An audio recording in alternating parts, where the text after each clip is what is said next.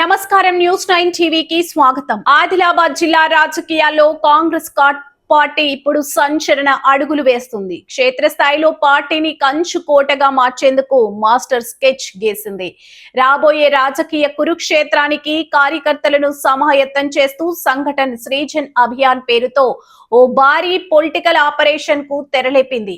Adilabad both నియోజకవర్గాల్లో కాంగ్రెస్ దళపతులు రంగంలోకి దిగి క్యాడర్ కు దిశానిర్దేశం చేశారు.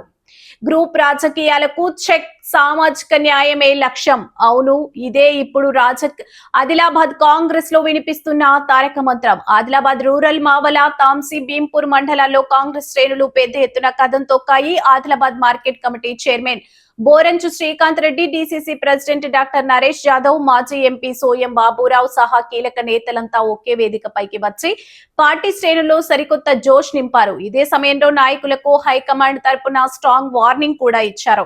ఆగస్టు 15 ఇది డెడ్ లైన్. ఈ లోపే కొత్త మండల కమిటీల నియామకం పక్కగా పూర్తి కావాలని అల్టిమేటం జారీ చేశారు.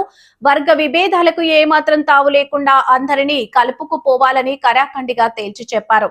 కొత్త కమిటీల ఏర్పాటుపై కాంగ్రెస్ వ్యూహం ఎలా ఉందంటే, ప్రతి మండల కమిటీలో అధ్యక్షుడితో సహా ఖచ్చితంగా 22 మంది సభ్యులు ఉండాల్సిందే. 2 ఉపాధ్యక్షులు, 4 ప్రధాన కార్యదర్శులు, మిగతా వారు ఎగ్జిక్యూటివ్ మెంబర్స్ గా ఉండాలి.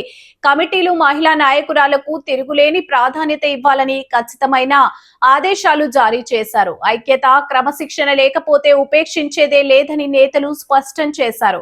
ఈ భారీ సమావేశాలకు నియోజకవర్గ ఇన్ఛార్జీలు కంది శ్రీనివాసరెడ్డి, ఆడే గజేందర్, గ్రంథాలయ చైర్మన్ మల్లెపూల సత్యనారాయణతో పాటు మాజీ డీసీసీ అధ్యక్షులు, ఎంపీటీసీలు, సర్పంచ్లు, కార్యకర్తలు పోటెత్తారు.